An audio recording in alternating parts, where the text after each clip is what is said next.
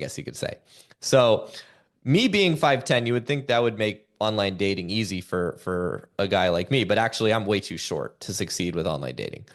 Have you ever heard the female delusional calculator? Yes. Yes. Right? It's like, or that song, trust fund 6'5", blue eyes, right? Yeah.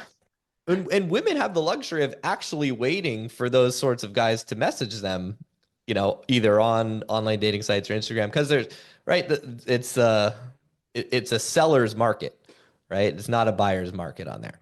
Um, but if you're a guy who's shorter, like you would obviously have to get a good haircut, make sure your facial hair is working for you. That can make a big difference for a guy, whether they have facial hair or not, and how groomed it is. Make sure your fashion is on point, highlighting your strengths. Certainly do everything you can to get in the best shape that you can. I used to be 60 pounds heavier, so dating was a lot harder when I was chubby, right? Or I was pretty fat.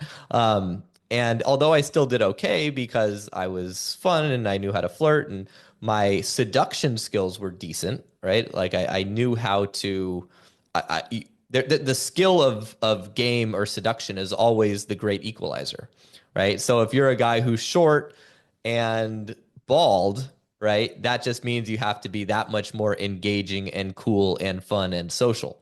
And those things are very hard to highlight on online dating, which makes online dating kind of useless for most guys who are short.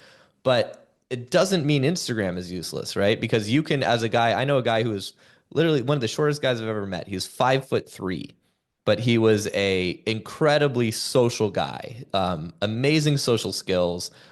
He had tons of girlfriends. So instead of trying to date all these girls, he would just befriend them.